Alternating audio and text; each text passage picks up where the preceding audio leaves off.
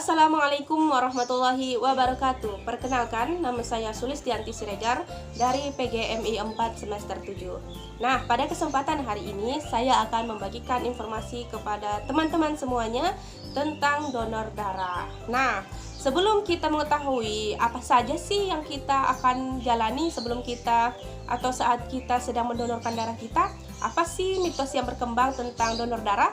Nah, oke. Sebelumnya kita akan mengetahui terlebih dahulu apa itu donor darah. Nah, kawan-kawan sekalian, donor darah itu merupakan suatu upaya seseorang untuk mentransfusikan darahnya kepada orang lain yang tentunya adalah orang yang membutuhkan darah. Nah, sayangnya sampai saat ini masih banyak sekali orang yang takut donor darah. Alasannya karena takut suntik, kemudian juga takut darahnya habis. Padahal teman-teman, manfaat donor darah bagi pendonor banyak banget. Selain itu, ada banyak manfaat yang bisa kita ambil, seperti badan kita menjadi lebih fit karena produksi darah yang ada dalam tubuh kita ini sering terperbaharui. Selain itu, tekanan darah kita juga lebih stabil daripada yang tidak mendonorkan darahnya. Jadi tubuh itu bisa seimbang dengan kebutuhan tubuh kita. Nah, kawan-kawan semuanya, dalam layanan kesehatan di Indonesia menyatakan bahwa warga Indonesia membutuhkan 5,2 juta kantung darah setiap tahunnya. Nah, kemudian timbullah sebuah masalah karena dari PMI sendiri hanya bisa memenuhi 92% saja. Nah, jadi ada 8% yang masih belum bisa dipenuhi oleh PMI. Nah, disinilah peran kita sebagai masyarakat, sebagai teman, untuk saling membantu saudara-saudara kita yang membutuhkan darah. Nah, bukan hanya kita memberikan darah saja kepada orang, tetapi juga bermanfaat bagi tubuh kita.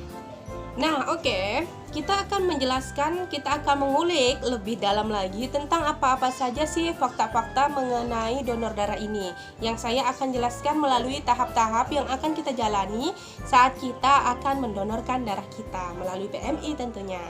Nah, step yang pertama adalah pendonor darah itu haruslah sehat. Nah, jadi sebelum kita mendonorkan darah kita, sebelum darah kita diambil, tentunya yang paling utama itu adalah bahwa badan kita dalam keadaan baik, dalam keadaan sehat, baik itu jasmani dan juga rohani.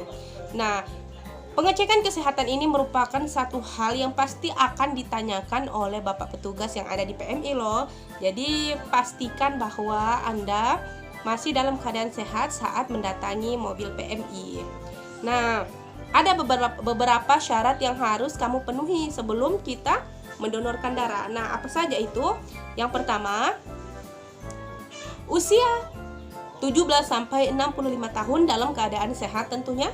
Yang kedua, berat badan minimal 45 kg dengan tekanan darah yang normal, tidak sedang sakit atau sedang mengkonsumsi obat-obatan. Kemudian, calon pendonor perempuan sedang tidak hamil atau sedang menyusui. Kemudian, tidak mendonor lebih dari 3 bulan setelah mendonornya. Jadi harus lebih dari 3 bulan minimal untuk bisa mendonorkan darah kita kembali. Nah, semua syarat ini merupakan untuk kepentingan bersama untuk pendonornya dan juga untuk sama-sama dari PMI-nya. Kemudian, tahap kedua yaitu minimalkan risiko dari penyakit yang menular. Nah, ada beberapa penyakit nih yang pasti harus kita cek sebelum kita mendonorkan darah. Penyakit apa saja itu? Yang pertama itu hepatitis B, hepatitis C, kemudian HIV dan juga sifilis. Kenapa nih 4 penyakit? Nah, karena 4 penyakit ini merupakan penyakit yang dapat menular melalui cairan. Nah, salah satunya yaitu melalui darah. Jadi kalau kita mendonorkan darah atau kita menerima darah dari orang yang menderita hepatitis B, hepatitis C, kemudian atau HIV, maka dipastikan setelah kita mendapatkan transfusi darah itu, kita akan positif mengenai penyakit itu. Nah, jadi di sini pastinya dari petugas PMI akan memeriksa kamu dan memastikan kamu tidak mengenai dari 4 penyakit ini. Oke? Kemudian tahap yang ketiga yaitu pemeriksaan tekanan HB dan juga golongan darah kamu. Nah, sebelum darah kamu diambil, petugas akan memeriksa tekanan darah, kadar hemoglobin, dan juga golongan darah calon pendonor. Tekanan ini harus normal loh kawan-kawan, sekitar 90/60 mg Hg sampai 120/80 mg Hg. Tekanan darah yang tinggi ini akan membuat pendarahan setelah nanti darahnya diambil. Kemudian prosesnya pun akan semakin lama. Kemudian apabila darahnya tekanannya itu rendah, maka akan semakin rendah lagi setelah diambil darahnya dari tubuh kita, dan ada yang bisa sampai pingsan, dan juga karena tekanan darahnya yang terlalu rendah. Nah kawan-kawan, kemudian pastikan juga setelah itu darah kita akan dicek, kita itu merupakan golongan darah yang mana. Karena golongan darah kita ini merupakan sebuah identitas untuk darah di PMI. Kemudian tahap yang keempat. Nah, di tahap keempat ini adalah pengambilan dan pengumpulan. Di mana dalam proses pengambilan darah ini, petugas akan meminta kita duduk untuk di kursi dong tentunya. Tentu dari kursi yang telah disiapkan di mobil. Lalu kita akan disuruh beristirahat untuk rileks. Kemudian para petugas akan mencari pembuluh darah di lengannya. Dicari pembuluh darah yang cukup besar. Kenapa? Karena kan sudah mau disuntik gitu. Jadi harus dicari pembuluh darah yang lebih besar agar nanti transfusi darahnya lebih lancar. Kemudian setelah nanti sudah ditentukan pembuluh darah mana yang digunakan untuk transfusi darahnya, bagian atas lengan itu akan diikat dengan alat tali khusus yang membendung pembuluh darah agar lebih mudah ditusuk. Nah, seperti gambar ini. Kemudian setelah bagian lengan kita tadi diikat, kemudian akan ditusuk dengan jarum yang sebelumnya sudah dibersihkan dengan alkohol tentunya ya. Jadi sterilitas paling penting saat donor darah. Nah, kemudian tahapan apa lagi sih? Setelah pembuluh darah dalam lengan kita ini ditusuk, darah akan mengalir melalui selang yang telah dipasang pada kantung darah yang telah disiapkan sebelumnya. Nah, di kantung darah ini telah tersedia zat yang akan mencegah darah untuk mengalami suatu pembekuan, karena kita tahu ya kan, kalau darah sudah keluar dari tubuh kita pasti dia akan membeku. Nah, akan dimasukkan sebuah zat di dalam kantung itu sehingga darah tidak akan mudah membeku. Nah, selanjutnya selesai pendonoran darah, kita akan nanti diberikan tablet yang mengandung zat besi dan juga makanan. Pendonor pertama kali akan mendapatkan kartu pendonornya. Nah, jangan lupa untuk meminta kepada petugas PMI. Nah, setelah kita mendonorkan darah kita, setelah kita diberikan kartu pendonor bagi pendonor yang pertama, tahap kelima adalah pemeriksa keamanan. Nah, jadi darah yang sudah ada di kantung juga harus tetap diperiksa keamanannya. Hal ini sangat penting karena sebelum diproses lebih lanjut dan disimpan ke dalam bank darah PMI, kantong-kantong darah yang sudah terkumpul akan diperiksa kembali apakah mengandung virus atau tidak. Nah, jadi jika ada virusnya, darahnya mau dikemanakan begitu kan?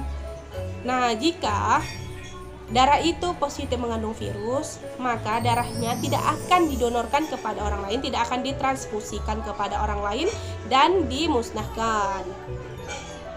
Nah,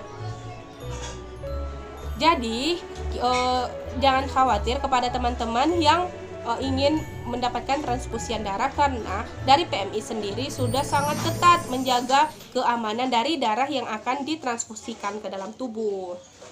Kemudian tahap yang keenam, setelah tahap 1 sampai dengan tahap 5 selesai, pastikan bahwa semuanya sudah memenuhi persyaratan. Maka terakhir adalah transfusikan darah ke para pasien yang membutuhkan. Tapi dalam transfusian darah ini tidak sembarangan, karena darah yang akan dimasukkan kepada kepada pasien itu merupakan darah yang sesuai dia golongan darahnya antara pendonor dengan yang didonorkan, sehingga ada kecocokan. Seandainya ada pendonornya dari A, kemudian dari yang didonorkan adalah merupakan yang tidak bisa didonorkan, maka akan terjadi penolakan di dalam tubuh pasiennya tersebut jika terjadi. Nah, selanjutnya, kalau semua cocok, semua mulai dari tahap 1 sampai tahap 6, dan juga darahnya itu cocok untuk pasien, barulah darah tersebut, darah yang sudah didonorkan tersebut akan diserahkan kepada petugas medis untuk ditransfusikan kepada pasien. Nah, inilah tahapan yang akan kita lalui saat kita akan mendonorkan darah kita, mulai dari kita datang ke tempat petugas PMI hingga sampai kepada didistribusikan kepada pasien. Nah, jangan takut lagi kepada kawan-kawan, karena manfaat dari mendonorkan darah ini sendiri lebih dari apa yang kita ketahui, karena yang kita tahu bahwa kita hanya mendonorkan darah kepada orang lain, tetapi pada kenyataannya kita juga sedang memperbaiki sistem peredaran yang ada di tubuh kita, karena saat kita mendonorkan darah kita berarti kita juga mensirkulasi, kemudian terjadi pembaharuan yang ada dalam sel-sel darah merah kita. Nah, begitulah teman-teman. Jadi untuk tahapan-tahapannya begitulah. Nah, jadi setelah kita mengetahui apa itu donor darah, apa syarat-syaratnya, dan juga kita mengetahui bagaimana sih tahap-tahap yang harus kita lalui saat kita mendonorkan darah. Nah, selanjutnya kita bisa menarik kesimpulan apa saja sih fakta atau mitos yang berkembang di masyarakat tentang donor darah ini. Nah, adapun mitos-mitos yang beredar atau yang berkembang di masyarakat tentang donor darah ini, yaitu yang pertama, mitosnya adalah bahwa donor darah secara teratur bisa menyebabkan obesitas. Apa iya benar? Ini merupakan sebuah kesalahan karena pada faktanya donor darah tidak mempengaruhi berat badan, membakar kalori, dan membantu penurunan berat badan. Nah, jadi ini salah banget ya kawan-kawan. Mitos itu merupakan sesuatu yang banyak berkembang masyarakat tetapi salah. Nah, jadi sudah kita tahu bahwa mendonorkan darah itu tidak menyebabkan obesitas, dan bahkan ada penelitian terbaru yang menyatakan bahwa manfaat donor darah bagi pendonor yang teratur ya, membantu membakar kalori dalam tubuh dan menurunkan berat badan. Hal ini karena rata-rata orang dewasa dapat membakar 650 kalori saat memberikan 450 mili darahnya. Nah, jadi jika donor darah dilakukan secara kontinu, secara berulang-ulang, maka bisa mendapatkan manfaatnya ya, bukan obesitas. Oke? Yang kedua, mitosnya adalah mendonorkan darah bisa membuat lemah. Nah, banyak sekali orang yang saat mendonorkan darah, setelah mendonorkan darah akan terjadi lemah. Namun, faktanya teman-teman, pada faktanya donor darah itu tidak membuat tubuh kamu itu menjadi lemah. Namun, kebenarannya adalah bahwa pada dasarnya setelah kita mendonorkan darah, tubuh itu membutuhkan 1 atau 2 hari untuk mengisi kembali volume cairan isi tubuh kita. Nah, tadi kan sudah diambil darahnya, maka akan terjadi proses di mana tubuh itu sendiri mengisi kembali cairan yang sudah hilang tadi. Nah, jadi bukan membuat kita lemah, tetapi dalam prosesnya memang itu merupakan proses untuk pengisian kembali volume cairan yang ada di dalam tubuh. Oke. Yang ketiga adalah mitosnya akan terinfeksi HIV atau penyakit lainnya jika mendonorkan darah. Nah, ini tentunya pasti sangat salah banget ya kawan-kawan. Kenapa? Karena tadi sudah dijelaskan bahwa dalam prosedur pengambilan darah kita itu, yang paling utama itu adalah kita dicek dulu apakah kita memiliki riwayat penyakit sifilis atau hepatitis B, hepatitis C atau HIV. Nah, jadi ini itu merupakan hal yang bisa dikatakan tidak mungkin karena sebelum darah kita donorkan, yang pertama itu adalah kita itu sudah dicek terlebih dahulu kesehatannya dan juga menggunakan alat-alat medis yang digunakan petugas itu merupakan alat medis yang steril, yang bersih. Nah, jadi ini merupakan mitos yang sangat salah banget ya kawan-kawan. Yang keempat, mitosnya disarankan untuk mengambil istirahat total selama sehari setelah donor darah. Kemudian, pada faktanya, orang tetap bisa melanjutkan kegiatan rutin sehari-hari setelah mendonorkan darah, tetapi harus memperhatikan beberapa hal sebagai berikut. Yang pertama, hindari paparan sinar matahari langsung. Nah, jadi lebih menghindari langsung mendapatkan sinar matahari. Yang kedua adalah minum setidaknya 10-12 gelas air, terutama jus, dalam waktu 24 jam setelah mendonorkan darah. Nah, yang ketiga, hindari mengemudi selama 2-3 jam setelah kita mendonorkan darah. Yang keempat, hindari merokok selama 4 jam setelahnya. Dan yang kelima, hindari alkohol untuk 24 jam setelahnya. Baiklah, mitos yang kelima yaitu donor darah bisa membuat seseorang menjadi stres dengan ditandai sakit kepala dan juga muntah. Namun, pada kenyataannya, donor darah tidak akan menyebabkan pusing atau muntah jikalau tekanan darah sebelum mendonor dalam batas yang normal. Nah, disitulah kita mendapatkan pentingnya pemeriksaan kesehatan sebelum kita mendonorkan darah. Nah, kemudian, apakah teman-teman tahu bahwa manfaat donor darah bagi pendonor yang rutin dapat membantu menjaga pikiran tetap stabil? Nah, inilah faktanya. Dengan mendonorkan darah akan membuat Anda merasa lebih bahagia dan juga damai. Bahagia karena dapat menolong orang dan juga mendapatkan kedamaian dengan tubuh sendiri.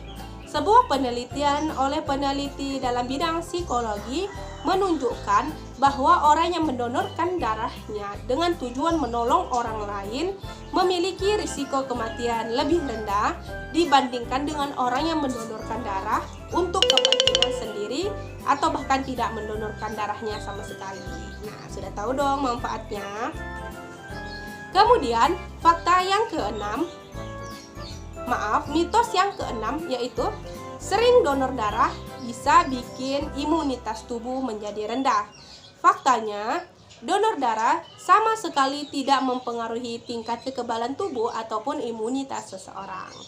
Nah, jadi salah banget ya. Mitos yang ketujuh, sering donor darah dapat membuat tekanan darah dan juga kadar gula darah menjadi fluktuatif. Kenyataannya, faktanya, selama tekanan darah dan juga kadar gula darah normal saat pemeriksaan sebelum donor darah, maka donor darah tidak akan mempengaruhi kondisi dua hal tersebut.